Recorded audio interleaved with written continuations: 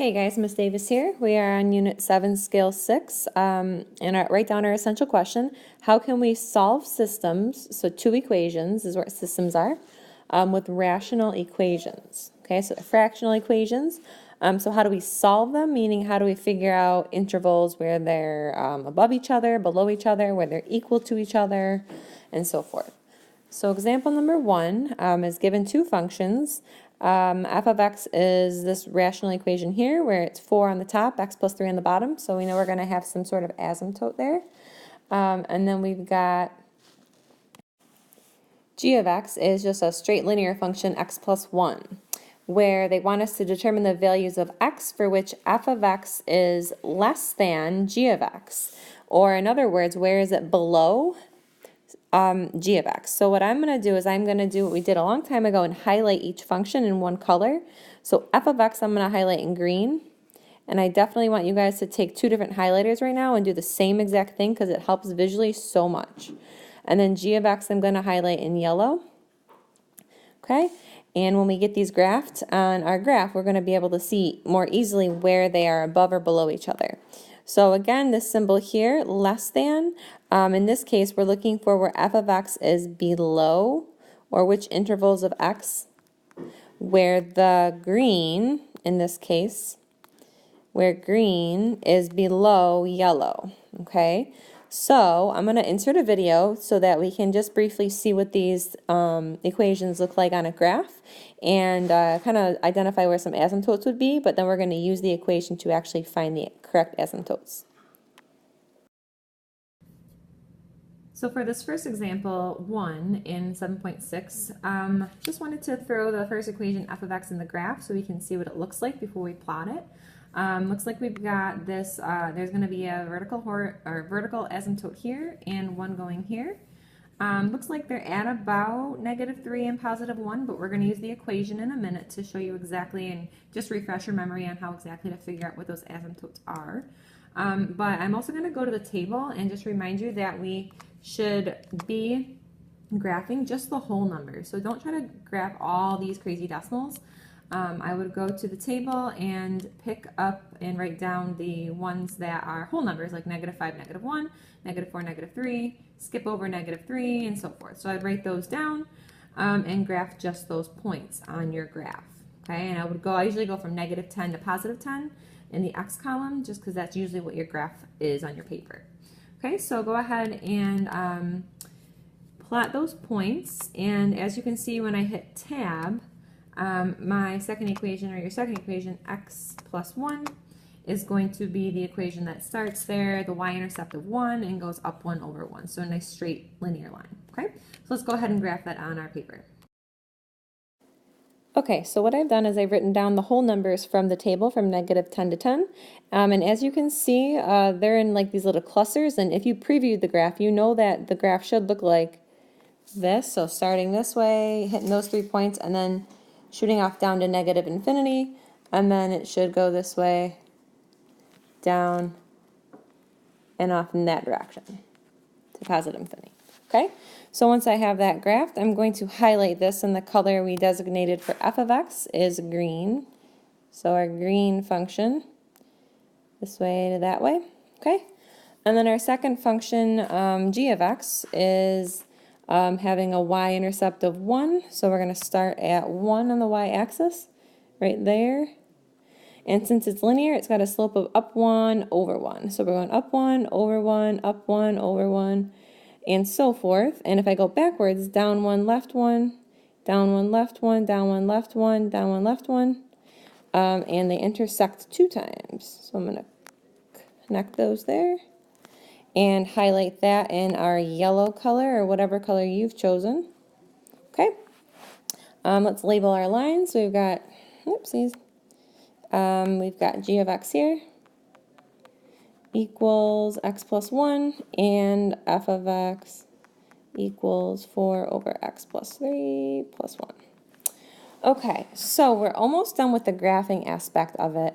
I do want to label the intersection point. So this point and this point here where the two cross, this is the point over 1 up 2. And this point over here is the point -4, -3. Okay? Now we're missing one thing before we move on to actually answering the question, are those asymptotes. So if we look back at our original problem, this plus 1 is always the the horizontal asymptote because it shifts it up vertically, and it's going to be the asymptote of y equals 1. And then our second asymptote on the bottom, if I set the denominator equal to 0, I'm going to subtract 3, and we'll get a vertical asymptote of x equals -3. So if I go to -3, you're going to see that that line right there, if I draw in a dotted line at x equals -3, is going to be the line that it never really touches. So I'm going to label that as x equals -3. And then our our horizontal asymptote is going to be at y equals 1. So going this way. Okay, so y equals 1. And as you see over here, full credit requires all of these things. Axes labeled, intercepts labeled, intersection points labeled, and asymptotes drawn in and labeled. Okay? Okay, so now getting to actually answer our question, which values of x is where f of x is below g of x. So let's look at where f of x is below. I'm going to start from the left. F of x is the green. So the green right here on the left portion, this is above the yellow. So it's definitely not this interval, but starting at -4, see how the green is underneath the yellow from -4 to -infinity going this way, but then it picks back up over here, and now the green is above the yellow. So that's not what we want. We only want where green is below the yellow. So we're going to say from -4, it's going down towards, it's actually going towards positive infinity in the x direction, but we're going to have it stop at the asymptote of -3. So it approaches -3, but it never actually hits -3. So green is below yellow from -4 to -3. Okay, so there's one interval, which is, again, from here to here, this little piece here. And then, if you look again, so green is above yellow, and then right here, starting at x is 1 to positive infinity in the x direction, then green is below yellow again. So we're going to do the union, so that union symbol, or and 1 to infinity. Okay? So remember, if it has no bar underneath, so if it's this or this, you're using parentheses. But if it was this or that, you would be using the brackets. Okay, so just something to keep in mind as we move forward. And we're going on to the next question. So flip on over. Okay, so for example 2, we've got given f of x is this equation here, which I'm going to do in green, and g of x is this equation here. State the solutions to the following. So notice there's no graph paper, which means we're going to have to sketch it out and label very important parts of the picture of the graph, and then answer a few analysis questions below. But I'm going to insert a video just so that we can preview the graph, and then we're going to translate it to our page. So now for the second example, I already have them both graphed. So look, our f1 is the 2x minus 3 over x minus 4, and the absolute value of x minus 3 for the second graph. So when it says to state the solutions, they don't give you scrap graph paper. If you're going to do it graphically, you have to make sure that you're graphing the intersection points for sure. So you definitely want the intersection points graphed and labeled with exact points by them. Any asymptotes that you have, so we're going to figure out those asymptotes going horizontally and vertically. Any turning points, so the bottom of the absolute value graph, and anywhere that it hits the x-axis. Okay, so those are very important points that you definitely want to make sure that you have labeled on your graph when you get it on your paper. So this is what it should look like. So if you want to sketch this on your paper, and then we're going to go ahead and find all the exact values, and I'm going to probably do that on my own, but you're going to do it too on your own, okay? All right. Okay, so there's my quick sketch, and I want to make sure that we highlight our correct coloring, our correct equations. So our first f of x is the one that goes like that, okay? And then our yellow is our absolute value graph. All right, and let's go ahead and label some important values. So we've got that first point there is the intersection point all the way to the left, and if we round it to the nearest hundredth, which is what our follow-up questions are asking us to do, we're going to want to label them, and I've already done this by analyzing the graph on the calculator, so it's negative 4.41, comma 1.41. It hits the x-axis here at negative 3 and positive 3. And then the second intersection point over here is the point 2.21, comma negative 0.79, or negative 0.79. This point over here is the point 6.79, comma 3.79. Okay, and then this point down here is over 0, down negative 3. And that looks pretty good. So what we want to do next is we want to answer some of the follow-up questions. Oops, I forgot to label my graph. So this one here is g of x, and this one, the green one, is f of x. Okay, so just a little refresher. When, like for part A, it says determine where f of x is equal to g of x. That means where do they intersect? So these are asking for the intersection points.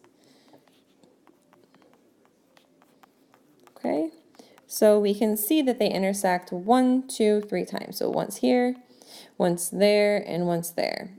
And for this particular question, we could write down the 3 points at which they intersect. So the points would be the negative 4.41, comma 1.41, comma 2.21, comma negative 0.79, and 6.79, comma 3.79. Okay, so those are the solutions or the intersection points. If they ask for just the x values, you would obviously just write down the 3 x values at which they are the same. Okay, so the x values would be that one, oopsies, that one, and that one, if they asked. Okay, so the next question is asking where f of x is greater than or equal to. So we're looking for where f of x is above g of x. So where is the green, which is f of x, above g of x to the nearest hundredth? So now we're looking back up at our graph, where is green above yellow? So I'm going to start all the way to the left. So green is not above yellow right here. Yellow is above green. So we're going to start at negative 4.41, and it's above the yellow all the way to 2.21. So let's write down that first interval. So we're going from negative 4.41, so we're just going to use the x values here, to 2.21. And let's look back up and see where g of x, or f of x, is above. So we went from here to here. Okay, that was above. Now from here to here, the yellow is above. And I just realized we forgot to draw in our asymptotes. So let's do that first, because we need those in order to determine the rest of the problem. So our first asymptote, if we take the numbers in front of the x's, so the 2 divided by the 1 is equal to 2. So that means that we're going to have a horizontal asymptote at y equals 2. So there's one of them. Okay, so it should go right through here.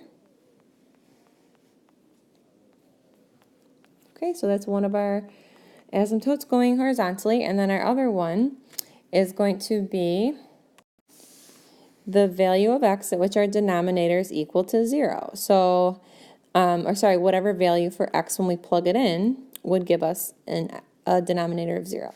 So we are going to get our second asymptote at x equals 4. So I'm going to draw that one in right about here. Okay, there we go. Okay. So now looking back at this problem, I'm sorry about that, we are looking for where g of x is above. So from here to here, at the asymptote, the yellow is above the green, but starting at 4, x equals 4, this asymptote, the green is now above the yellow, so we're going to say from 4 to the x value, 6.79. So let's scroll down here. And we're going to use the union symbol. And I just also realized that we need brackets here because it's got the bar underneath the inequality. Okay, so we need the brackets, union, from when x is 4 to 6.79. And we're also going to close it using brackets. And now let's look back up and see if that's it. So now where g of x is going to be, so now green is below yellow here from here on out. So we're good. We just stated our interval. And again, we wanted to use the brackets because we had the bar, it's above or equal to, okay? So there's our interval, and take a moment to write your summary and do some practice.